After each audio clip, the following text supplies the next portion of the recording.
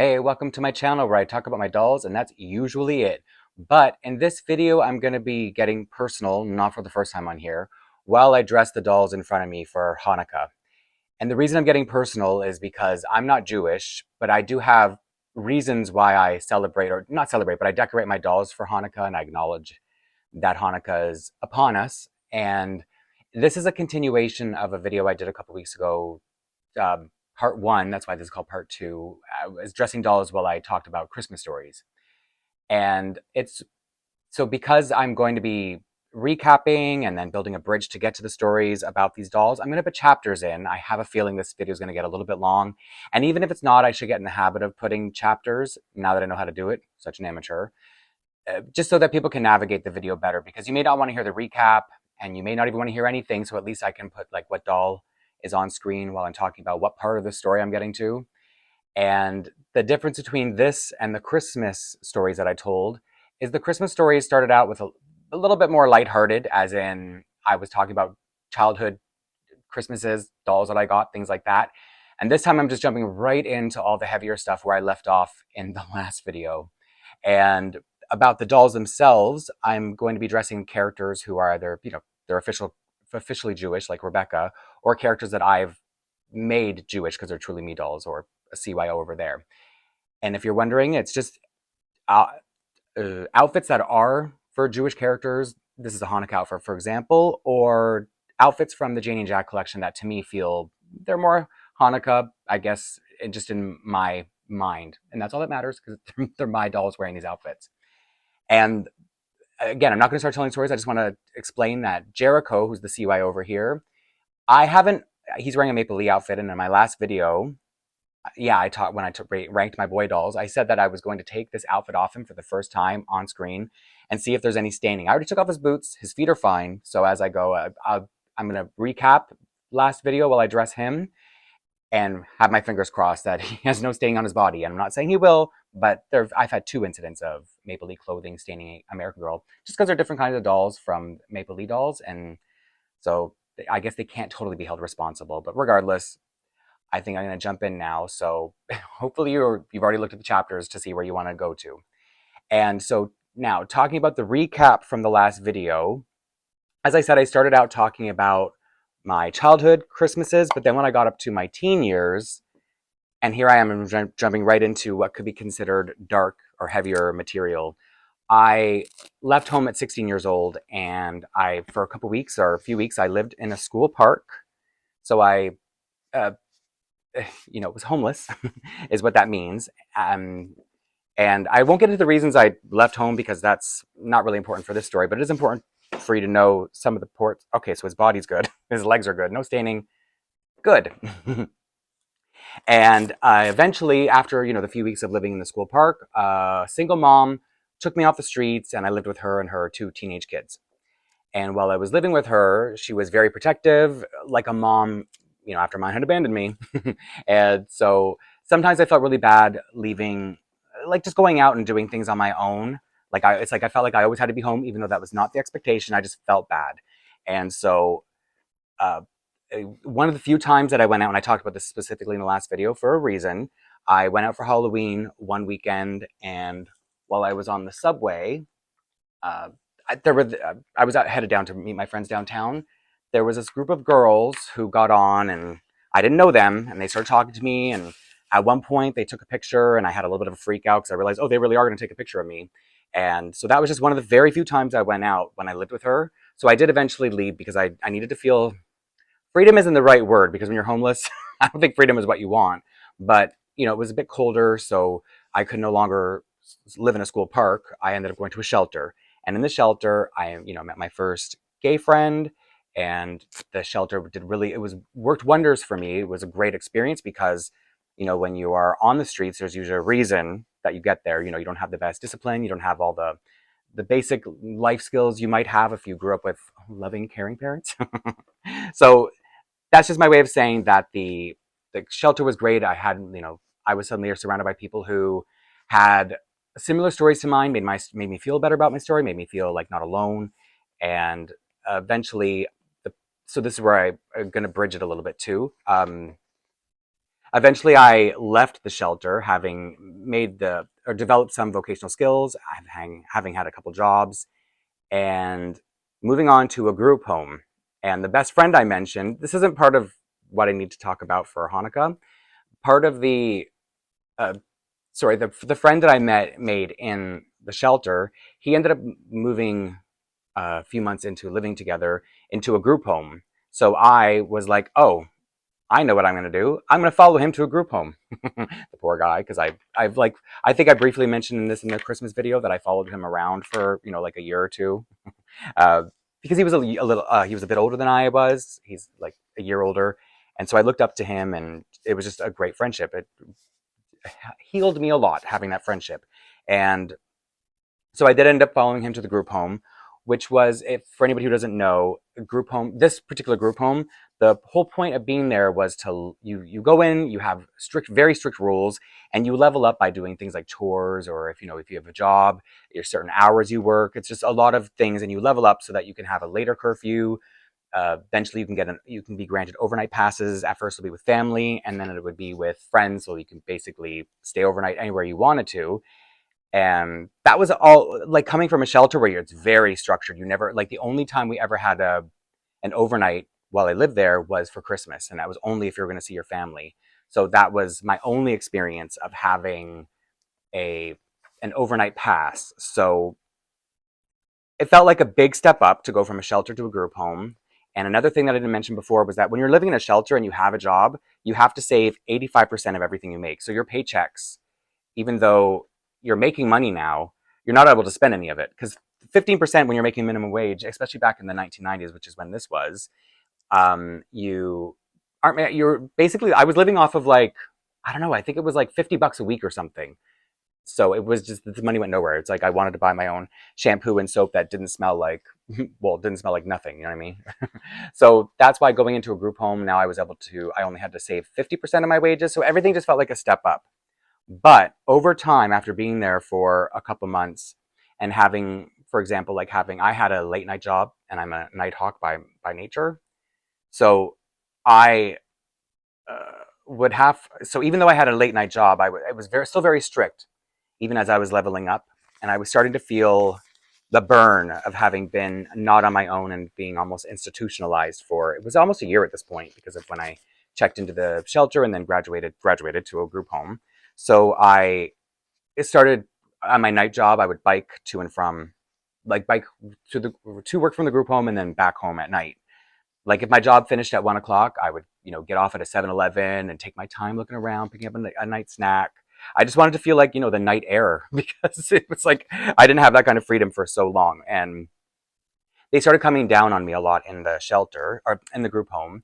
And one night I came home and the police were there, and they were trying to make it out like, while you're here, it's the law that you have to be home on time, and if not, if you're breaking the law, then you can go to jail. You can be arrested. And I was just looking at them like, you really expect me to believe that I was 17 years old by the time this was going on. I was like, you really expect me to believe that at 17 you're going to put me in jail, in prison, over my missed curfew? I'm pretty sure discharge would come before that. So I'm not that stupid. You're not scaring me. You're just annoying me. So that's why I'm saying, like, as great of an experience as being in a shelter and then a group home helping me, develop skills was, it was still very starting to really weigh down on me and making me feel like I'm just a member of an institution at this point. I'm not like a human anymore.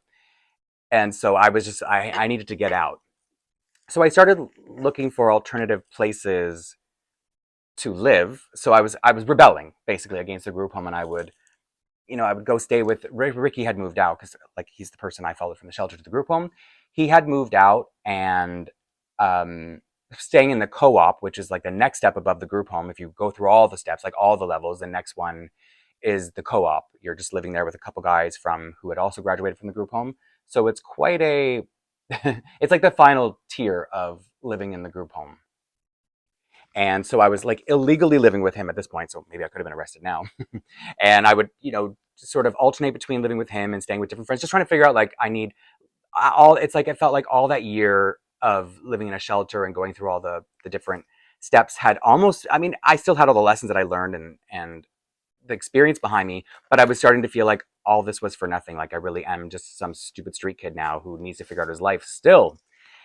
And one of my friends who lived really far away, she was one of the people I was going down to meet that night when I mentioned Halloween, where the group of girls took a picture of me on the subway a year before now at this point. She'd always been like, well, you could come stay with me. And I was like, you want me to move all the way up? It was at the time, because I was 17, it felt really far out of the city. And I was like a downtown boy at this point. I was like a downtown street kid. So it just felt like there was nothing, there was nothing tempting about going to live with her. But sometimes if like Ricky was getting annoyed with me, you know, sneaking into where he lived, I mean, the poor guy, I followed him around like a little brother. Um, and so when he would get annoyed with me, I would go stay with her. And then one day, her mom asked me to, you know, go in the car with her to pick her up from work, or from school, sorry, to go to where my friend I was staying at her place. And when we pulled up to her school, she was talking to this really cute boy, and I was impressed because my friend she was known for having really like bad taste. Like she just liked guys who were not attractive. Well, you know, and I know beauty is subjective, but I'm saying, you know, there's still like beauty standards, societal beauty standards. And so I was impressed that she was like, because she had told me about this crush that she had, and I was impressed that he was actually cute for once. So she got in the car, and I was like, is that your crush? And she was like, no, with her mom right there. That's my friend Will. He's gay. And I was like, gay? He was really cute. And I know this is going to make me sound like a bit of a creepy stalker or whatever, but in that moment, I was like, wow, he's going to be my first boyfriend, which as I'm saying that out loud, I was 17. Keep this in mind, I was 17. My life was all over the place. It's like at that point, I had never known love. You know what I mean? So it just was this weird feeling I had, even though, you know, living in a shelter, one thing I probably should have said about living in a shelter at one point, because I've talked about it a couple times now recently. One thing I should have mentioned was when I lived in a shelter, a lot of the kids that came and went were gay. And this was back in the 90s. So it's pretty safe to say that back then, at least back then, I can't speak about now because I'm not a teenager, a gay teenager anymore, but parents back then did not want us. So a lot of kids that I encountered, like, you know, cross paths with while I was living there were gay, and their parents didn't want them to live at home and they had to leave because it wasn't safe. That wasn't my exact experience. Sure, that was a factor of to why I was living on the streets, but that was like the least of my problems when it came to what was going on in my apartment before I left home at 16. And out of all those guys I met, none of them, I didn't feel like I would ever want to, I was not interested in any one of them. So to see this guy that my friend was talking to, and he was so cute, and I just had this like weird feeling, was for me a big deal because I've always been very picky, as in when I like something, I really like it, but I'm just fussy about what I like. So at this age, seeing someone I was interested in was a huge deal for me. And I was now like, oh, so remember how you were saying, if I wanted to, I can move up and live with you. Yeah, I'm getting kicked out of Ricky's place. Because that's the other thing too. What was happening was the group home found out I was living with Ricky in that co-op. Well, not with him, but living in the co-op with him and everyone else. So they were trying to work it out so that I could live there, because I was explaining to them, you know, I was on the verge of being kicked out. I was like running away all the time. It was like a group home runaway at this point. And so they were trying to work it out so that I could live there. And it was very close to happening, but I lied to my friend. And I was like, yeah, they found out about me. They're kicking me out. So can I come live with you? Because I was like on a mission to meet this boy who, for whatever reason, just something I felt, some kind of connection there. And so that's why I ended up moving to this place, this town that's, it's, I don't know how many miles it would be or kilometers it would be of here. Maybe like 20. So when I talk about going to Maple Leaf, it's halfway between Toronto and Maple Leaf. Maple Leaf is, I think it's, I don't know, but it's far. It's like a 45-minute drive to Maple Leaf, and it's probably a half-hour drive, let's say, on the highway up to this place, which is called Richmond Hill, if that means anything to anyone, if you're curious. So that's where she lived, and it was just the farthest I'd ever heard of from Toronto at that point in my life. And so gaslighting her, or whatever you'd say, manipulating her to think that I needed to come live with her because I was going to be homeless again. So I did, and I, enrolled. I knew what school they went to because they went to the same school. I enrolled in his school, but I had to go to the night program. And as much as I'm trying to make this a brief story, I'm just trying to like get you to the point where I need to get so that you understand the bridge. So, I enrolled in a school. I had to go to the night program, and eventually I would go, and I was like, he's not in the night program. I'm never going to meet him if I'm in the night program. So I would sometimes go during the day to meet my friend who went to his school during lunch. And one day he was finally there, but she wasn't with him. she wasn't talking to him. I guess they weren't really that close of friends, by the way. It was just somebody she talked to sometimes. And when I had moved in with her, I was like, so are you going to talk to Will? Like, how often do you talk to Will? I'm just curious. You know, just wondering. You said he was your friend. You haven't talked to him at all since I've lived here. So the day that I finally saw him, it was after hours. I was like, I think he was there so late that I was going to see him. And then I saw him on the way. I was like, oh, I know who you are. He's like, you do? I'm like, yeah, I'm living with, and I said the friend's name. And he's like, oh, you're Blaine. I'm like, oh, so she's talked about me. And then we like shook hands and I was like, uh-huh. I can feel this connection going both ways. I'm not just a creep. It's like something I could foresee. Oh, and for the record, I should have said this in the beginning. It wasn't that creepy because we did end up being together for 8 years. It's just so you know. So that was like the beginning. That's how we met. And that's how he's like how this is all coming together. Okay. The whole Hanukkah thing. So I ended up living with her for a while longer, a few more months. And while my first relationship was developing, you know, with Will, she was going through things herself. You know, I think she thought when I moved in there, we were going to be bestest of friends and no one would ever talk to me. But here I was getting a boyfriend. And so she was making other friends. And anyway, so it's just eventually her parents were like, you know, you've been here a couple of months. It's time to move on. And I was like, you know what? I've lived here longer than probably most people who I've lived with in the last couple of years. So yeah, I should have seen this coming. But now what that meant was I had nowhere to go. And my boyfriend, he was not out at home. In fact, when I met him, when I went up and introduced myself to him, he was standing there with his girlfriend. Didn't stop me. And so that's what I'm saying. He was just that much in the closet that it was the 90s. We were like 17. So it's not like that. It's not that serious that he was in the closet. So it's just to say that he couldn't help me when I was homeless. So now I've just turned 18 at this point by the time this happens. So it's like 2 years later, I'm now back sleeping in a school park, but nowhere near where I had grown up. So I was in like a newish place and it was summer again, luckily. Like it was nice weather. And so because my boyfriend couldn't help me, what I didn't realize was he was kind of trying to figure something out. So one day he was like, oh, let's go to this party. Now this party was going to be down in Thornhill, not Richmond Hill. So it's the town between Richmond Hill and Toronto. Yes. So don't think I had ever been to Thornhill before because like I was new to Richmond Hill. And I was like, I'm going to go to a party when I'm homeless. That's so embarrassing. So the thing about Thornhill is it's pretty much a Jewish town, like a lot of Jewish neighborhoods, a lot of the Jewish Canadians moved there or a lot of Jewish people moved there when they came over, Israeli Jewish and Russian Jewish actually. So yeah, just a lot of different Jewish neighborhoods, pockets in Thornhill, just outside of Toronto. Not that I knew that yet because I had never known, as far as I knew, I'd never known any Jewish people before, just as diverse as where I had lived was. For whatever reason, had never, as far as I know, come across other Jewish people. Not that that matters. It's just to say that it's not like I went to this party then knowing it was going to be like in Thornhill, a Jewish town with a bunch of Jewish girls. So now let me tell you about this group of friends that he had, this group of Jewish girls. One day, this is before I was homeless, by the way. I'm going to go back a little bit, backtracking, because it's a funny little side story that's going to connect something else that I was telling. The first time we were going to go hang out in Thornhill with his friends, he was like, were you ever going downtown about a year and a half ago at this point, a couple Halloweens ago, were you ever like on a subway downtown and you started talking to these girls on the subway and they took a picture of you? And I was like, yes, why do you know that? And he's like, oh, because I'm friends with those girls. So that's why I had to tell that story in the last video, the Christmas video, because I didn't want it to be like out of nowhere. I wanted to like have a little bit of lead up. So it's like, how on earth do they remember, like, how do they know it's me? Because he's like, you told them your name. They asked your name and you told them. And then when I said to them I was dating a guy named Blaine, it's such a rare name, by the way. My name, Blaine, is just, I've never met another Blaine. I've heard of other Blaines, but never met one. And so they were like, oh, one of the girls was she was a very unique person, let me put it that way. So she was so, I think because I was gay, she was kind of taken with me. Like, she didn't speak to me on the subway. She was somebody who just like stood by the door very quietly. I don't even remember her from that event, but he was like, so this one girl, she was really fascinated by you, and she has the picture of you. She kept it in her drawer. So let me just show you. I have the picture in my possession now. I know it's been 2 lifetimes since I took this picture. So that's why I want to tell the story for anybody who cares.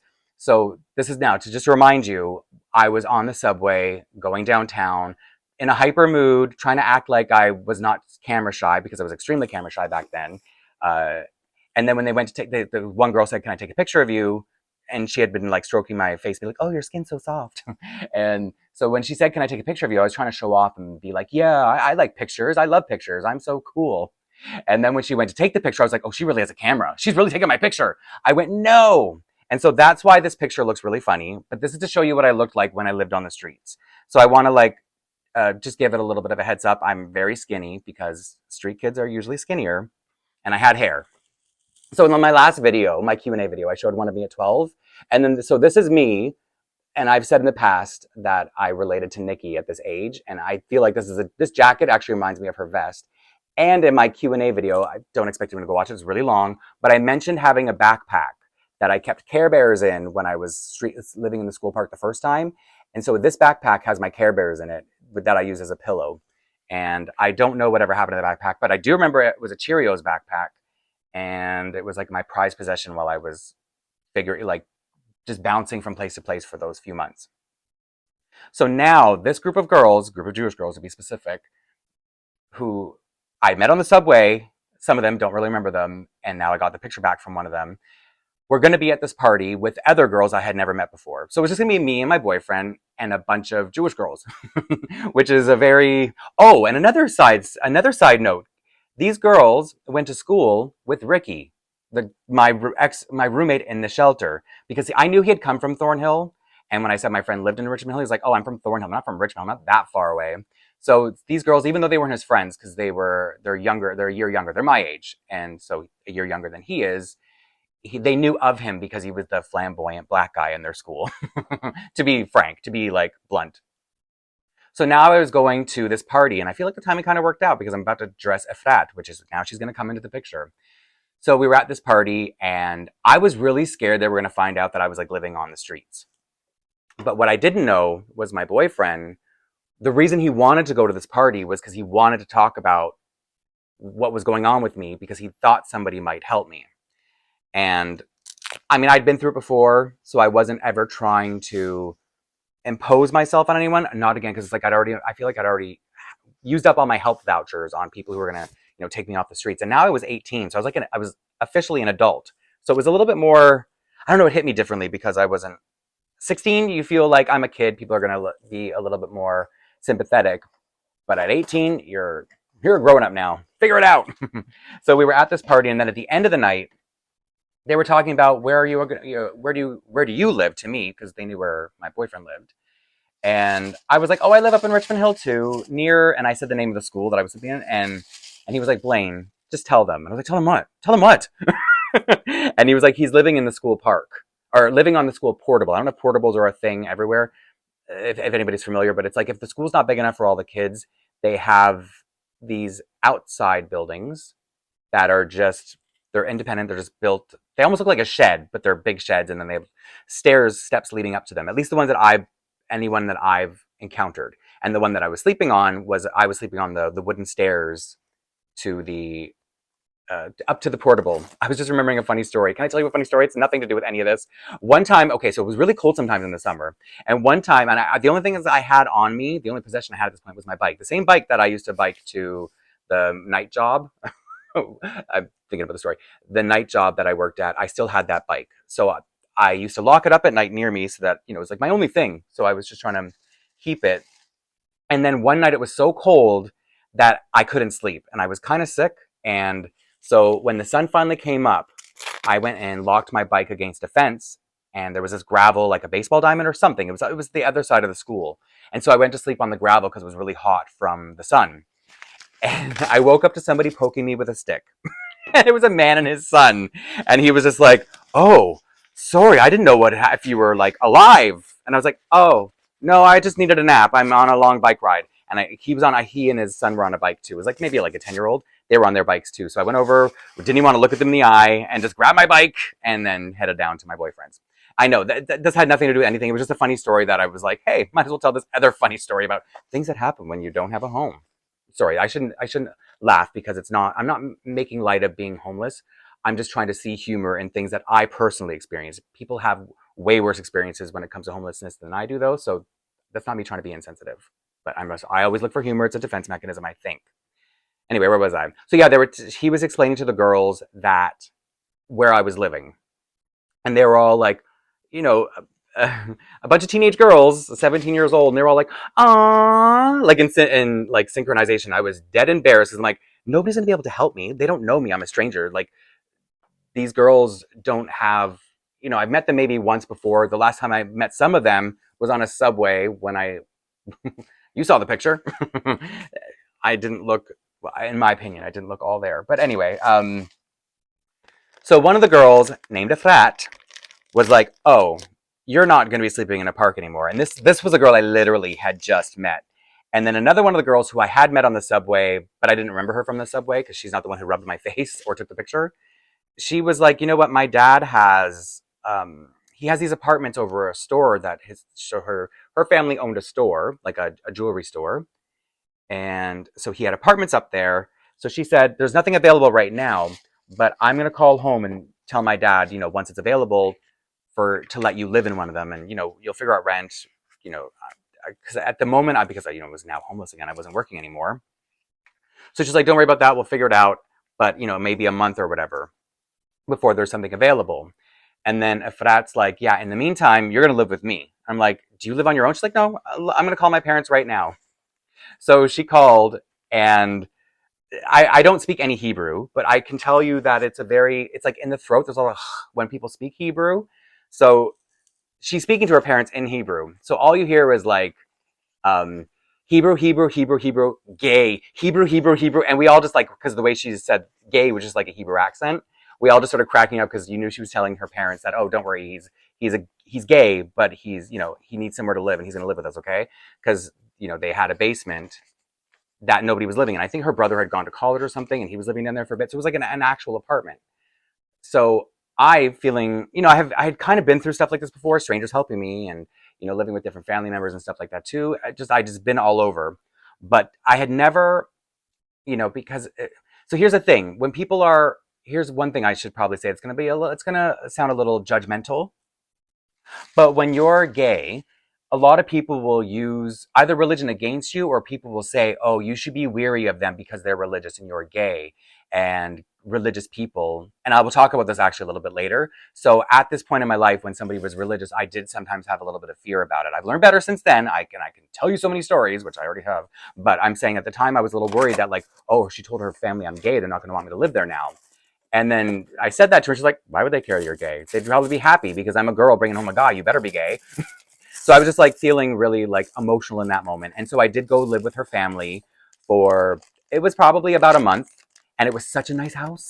It was like the nicest house I ever lived in. And it was like I had the basement all to myself, and I would wake up in the morning and they would have breakfast for me. And, it was like I just felt so humbled, I think, is that the word? I just felt like the as dark as I'm always talking about kind of dark things on here when I get personal, but I never felt like things were dark because I always crossed paths with such wonderful people who were just so willing to help a stranger, like literally a stranger, and more than once, right? So it was just another one of those moments where, because of this girl, she was just like, no, you're going to come live with me and I don't care. And, I don't care that I just met you. I don't care that you're gay. My parents are going to let you live there. They have no say. It wasn't even like I'm going to ask my parents. Like, I'm going to tell them. So that's kind of why I wanted to tell Efrat's story of why I wanted to name somebody her. And aesthetically, she doesn't look like Efrat. But it's just like I needed to name somebody in my collection after that. And so after, even when I was after living with her and then moving into the apartment above the store eventually, I was still in a Jewish neighborhood. And, as I would have stated, I was being helped by people who were Jewish. And so I got exposed to just the different cultures, the different foods, the language. Not that I ever learned a lick of it, except for, I think it's booby is what they say for grandma. I think that's the only word and I may be even remembering it wrong. And so it wasn't just that I was living in the apartment above a Jewish jewelry store, because it really was, it was catering to, Jewish events and there was a lot of Jewish clientele. And I lived in a Jewish neighborhood. This was more of an Orthodox Jewish neighborhood, whereas Thornhill was just Russian Jewish and Israeli Jewish and all that stuff. So I remember while living there, my boyfriend and then the group of girls, we would celebrate, I think, what do they call it now? Christmukkah? Like, I think people do, it's like a thing that people do now. And we were doing it back then too. And so that was the only experience I really had celebrating Hanukkah, but it was like a mix of Hanukkah and Christmas. And because, oh, also, I should have stated that aside from the fact, some of these girls were like, they were like gothic girls, and this was the 90s. So I remember when we said we were going to hang up stockings over the mantle to do the Christmas side of it, they like decorated a houseplant with like a tall houseplant, not a tree, with. I'm not going to put any of the candles on because it's not the first day of Hanukkah yet. Sorry, I'm going to get back to what I was saying. So I just wanted to show I have two menorahs that I'm going to end up putting up. I put one up this. So this is the Feldman family, and they're on a farm. So I am going to put this menorah, and Efrat's going to visit them for Hanukkah. Not related, she's going to be visiting. And so I'm going to put the menorah up, and I do, for my American Girl menorahs, I do put like the candle up for each day, of Hanukkah. And I may not know the significance behind it, but like as I'm telling you all this stuff, I hope it's obvious why I would respect the customs and the people. And, I will talk more. I'm not done with the story, but it's just to show you the menorah and all the beautiful things that came in this Truly Me Hanukkah set. The coins that are in here. These ones are plastic, and I think Rebecca's are better. I think she has metal coins in hers. So while I was living there, yeah, so back to what I was saying about the Christmukkah that we celebrated. So they literally put up stockings, like the stockings they would wear on their legs, like black stockings were hanging from the mantle. And I remember my boyfriend being like, wow, it's a Marilyn Manson Christmas. And I don't know if anybody's going to get the reference if you're the right age group or the right just demographic to know what was so funny about that. And because they were like Marilyn Manson fans too. So it was all just funny and a good time. And I just have so many fond memories of not just the friendships that I had, but just the people taking in this person. They didn't know me. Like neither of these parents had ever met me before. They just knew that there was this person who was in trouble and they had the means and they helped. So that's sort of, I would say that's the main part of why I acknowledge Hanukkah and like to have canonically Jewish characters that I've made canonically Jewish in my collection. And that's why she's named Efrat. And I finally got to tell that story. But throughout the future of, so I think that's enough I can say about being like living within a Jewish community and sort of celebrating because of the friends I had. But it stuck with me. So I also worked in, I was saying that Thornhill is the bridge between Richmond Hill and Toronto. And I used to work at a Zellers up there, which is a Canadian version of Walmart that no longer exists because Walmart came and really it took over. And I worked in there during the Christmas season, the holiday season, I worked at a Zellers, and it was a Jewish neighborhood, so we would decorate for Christmas and Hanukkah, even though most stores, especially back then, I can't speak about now, wouldn't acknowledge decorating for both. A lot of the times it's just Christmas that's getting decorated for. And so because I had that experience of acknowledging and decorating for both at work, a few years later, I went to work I was working covering reception, or was I always reception at this job? Part of my job was handling reception duties. And our Christmas decorations they were old. So I got a little bit of a budget. I asked for a little bit of budget to go buy some new Christmas decorations. And I also bought a menorah because I would acknowledge when Hanukkah was going to be coming. And obviously they don't, sorry, I shouldn't say it's obvious, but they don't go by the Gregorian calendar. So it's not like Hanukkah is on the same days every year going by the calendar like that. It's, what is it, 2024. I'm almost going to remember what year I was in because it's almost a new year. So it's like you have to, if you're not Jewish, you have to like look into when Hanukkah takes place. So this year, I don't know if I made it clear that the first day is going to be December 24th, so Christmas Eve for the Gregorian calendar. So that's why I'm not going to put in a candle until December 24th. So with the budget that I got to go buy some Christmas decorations, like I said, I bought a menorah and I put it up, and people, I don't know if this is a nice thing to say, but people were kind of offended. And, HR asked, why did I get a menorah? And then they asked if I was Jewish, and I said no, but I'm sure there are people who are working here who are Jewish. And they said, it's not a Christmas tree, it's a holiday tree.